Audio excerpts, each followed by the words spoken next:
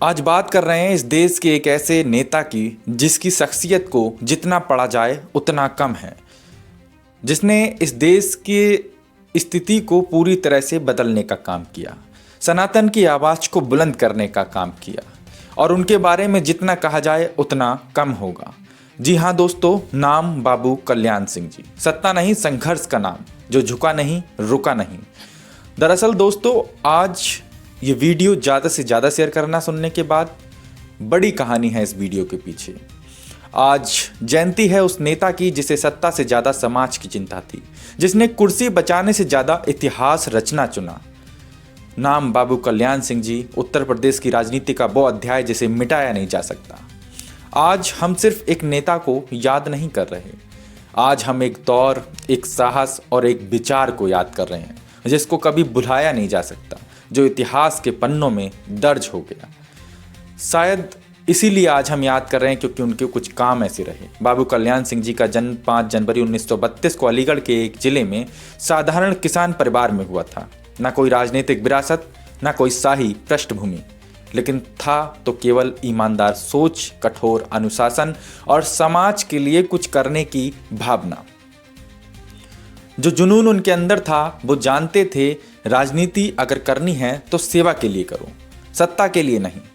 उनका साफ तौर पे कहना था।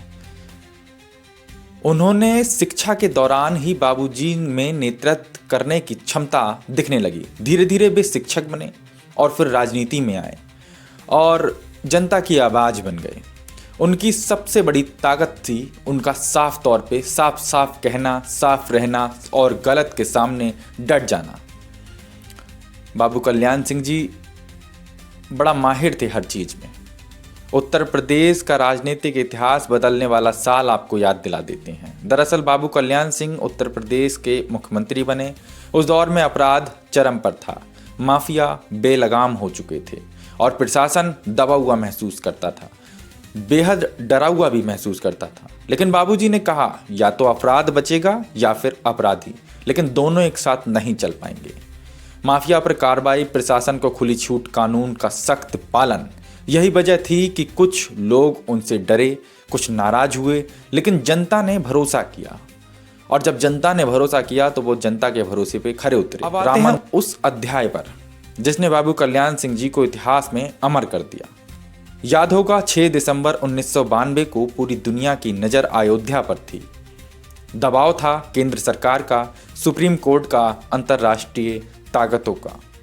लेकिन बाबूजी ने इन सबके सामने भी हार नहीं मानी। उन्होंने कहा, मैं जेल जाने को तैयार हूं, लेकिन अपने विवेक के खिलाफ नहीं जाऊंगा, अपने जमीर के खिलाफ नहीं जाऊंगा। उन्होंने कुर्सी की नहीं, आस्था की कीमत चुकाई और कीमत में सरकार गई, सत्ता गई, लेकिन सर नहीं झुका।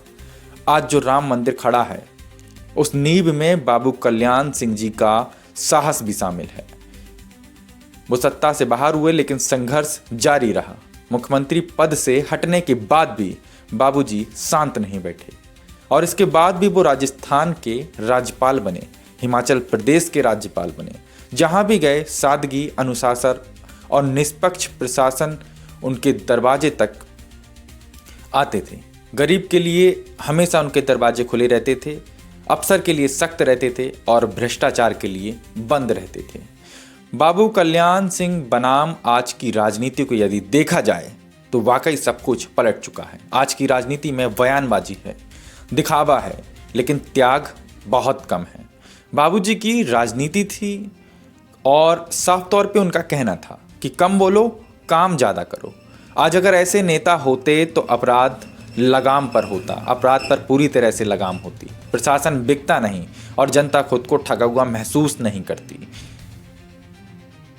उनकी जयंती पर साफ तौर पर यदि संदेश देना चाहें तो आज उनकी जयंती पर सिर्फ माला चढ़ाने से काम नहीं चलेगा।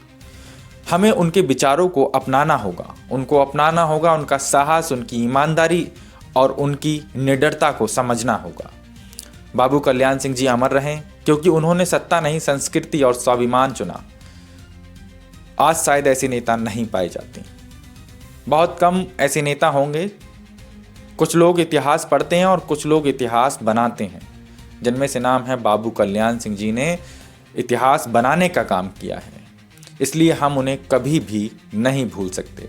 अगर आप भी मानते हैं कि बाबू कल्याण सिंह जी जैसे नेता आज भी जरूरी हैं, तो वीडियो को शेयर करें, कमेंट में लिखें बाबू कल्याण सिंह जी अमर रहें और द अहिल्या दस्तक को फॉलो जरूर करें। धन्यवाद साथियों, हम फिर मिलेंगे एक नए वीडियो एक नए टॉपिक के साथ में। तब तक के लिए जय हिंद, जय भारत।